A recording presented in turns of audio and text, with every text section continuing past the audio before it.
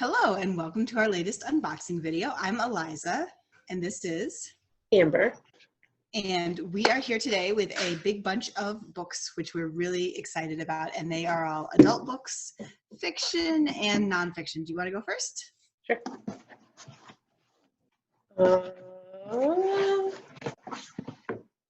So we have Jack by Marilynne Robinson. Sorry, it was like really hard to see and figure out what the title was. I think they're flowers. It's a test. If you're up for figuring out the title, you can read the book. It's Her Mythical World of Gilead, Iowa. It's the setting of other novels she's done. Yeah. They're like prize-winning. They're like prize-winning novels. I haven't read any of them, but I did read Housekeeping, which is like one of her earliest novels, and that book is amazing. So yeah, this is just supposed to be like a very literary award. I think there are a lot of Marilynne Robinson fans already out there who are going to just really want it. And this is for you. I don't know if it's a good starting place. I don't know enough about her books to know that. Yeah. Okay, I've got this one called A History of the Vikings, Children of Ash and Elm. And it's almost like a teen novel. Nope, it's not like a trendy teen name. It does sound like the name pattern of a teen, but it's actually nonfiction about the Vikings. And it's quite thick. Oh, it has pictures. We love pictures.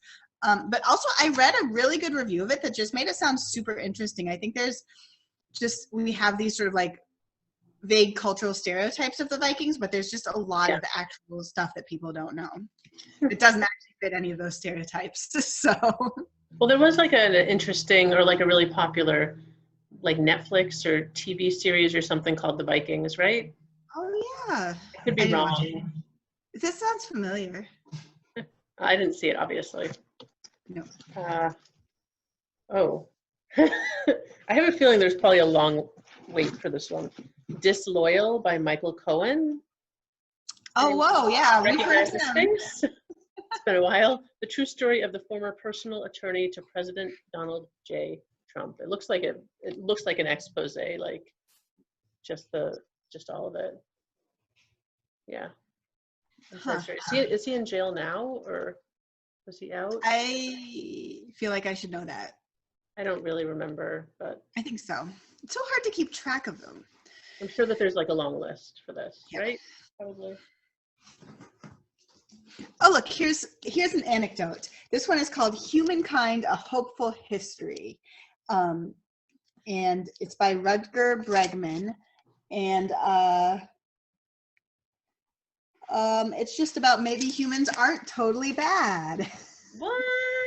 What? And it's got a nice cheerful cover. It does. I feel like the Vikings books and the humans aren't totally bad would make like an interesting pairing.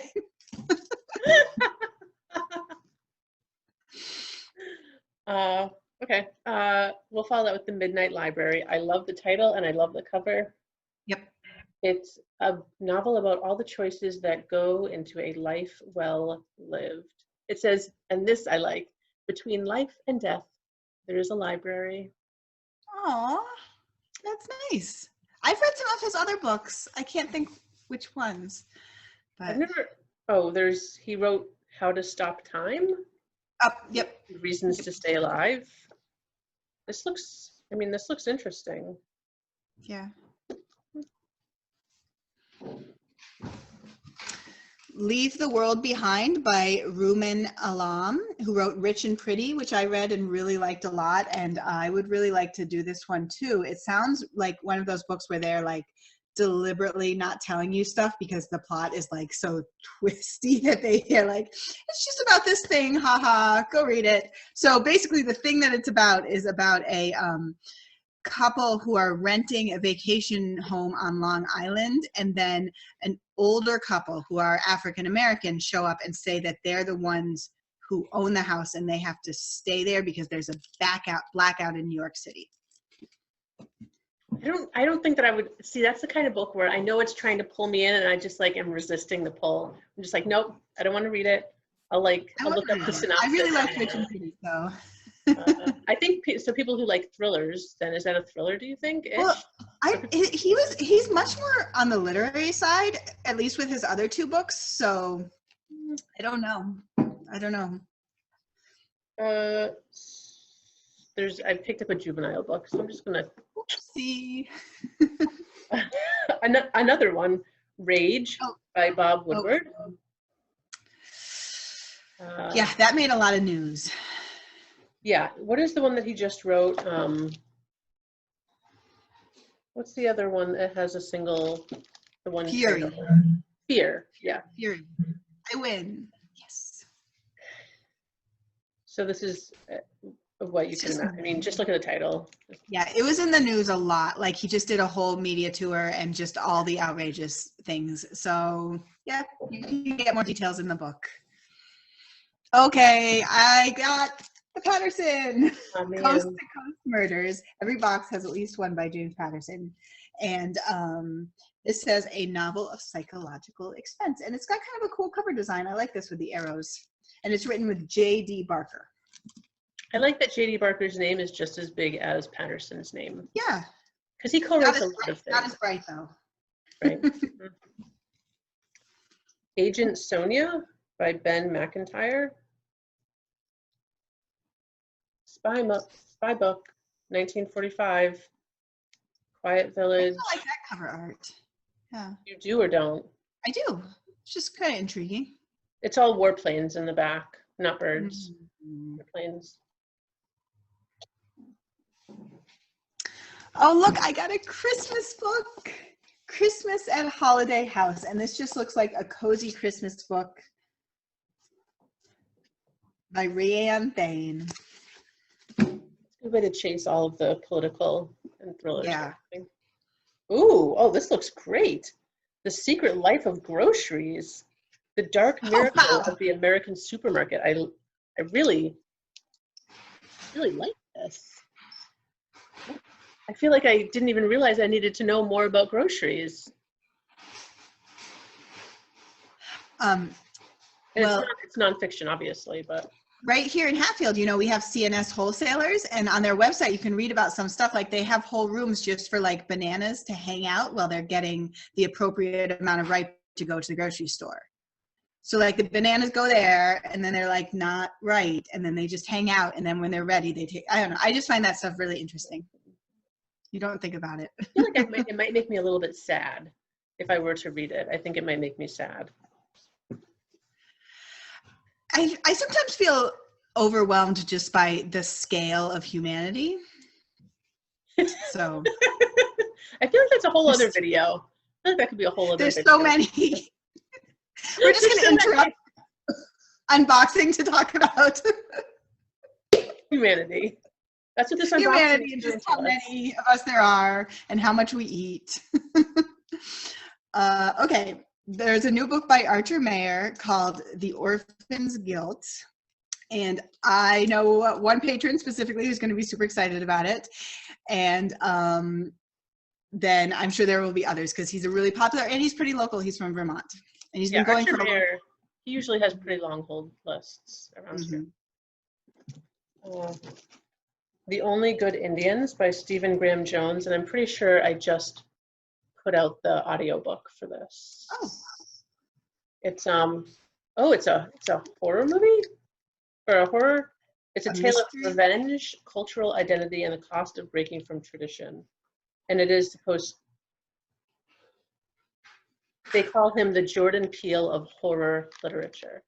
So Jordan Peele does a lot of horror movies, like he did Us. Yeah, and Get Out. And Get Out, yeah. Yeah. So, I mean, it looks horror. Yeah.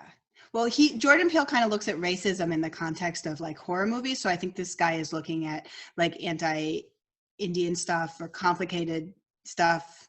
Yeah.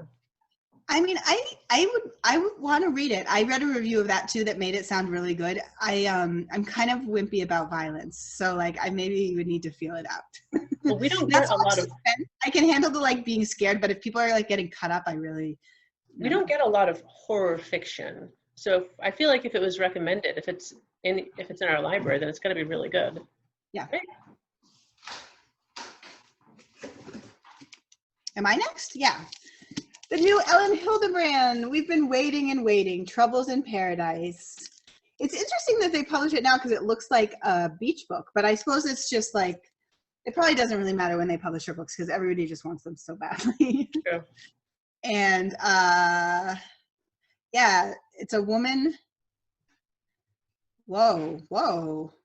Oh my goodness. Okay, so she goes to live in St. John and the FBI shows up and it turns out her husband's been living a double life. So trouble on the beach. Sounds like a lot. I'd like to go to St. John but not have the FBI show up. That'd be nice, yeah. The last story of Mina Lee, we also just got this audiobook. This is in Reese's book club.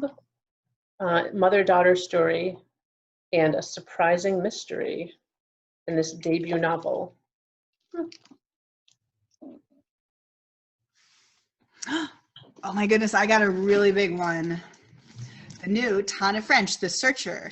And for Tana French fans, if you don't already know about this, it's not in the Dublin Murder Squad series, which has been like her most popular series, but it's a standalone, actually about an American detective who ends up in an Irish town, I think. He goes to live in a small Irish town. A lot of her books take place in like Ireland, right? Yeah, it definitely takes place in Ireland. And there's a missing person case that even though he's retired, he like can't help but try to solve. Cool. Yeah, you're a big Tana French fan. I'm a big You had Tana me French read the first novel that I read by her. Yeah. So. I can't, but I stopped. I used to listen to them on audiobook, but like the audio takes so long and I would get so stressed out that now I have to read them. I got another Rage. So we have 2 copies of this. A Liberated Mind, How to Pivot Toward What Matters by Stephen Hayes. Lays out psychological flexibility skills.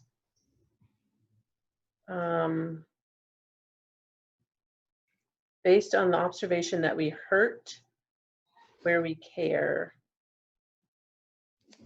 Embrace vulnerability and find more meaning in life. Sounds odd. I'm not sure what it's really about, but I mean, I guess come and I think it seems like a little bit like self-help / pop psychology. Sure. Yeah. Sounds right. I got one called Evil Geniuses. Another one that could be like fiction or nonfiction, but in this case it's nonfiction and it's about our recent history in America. And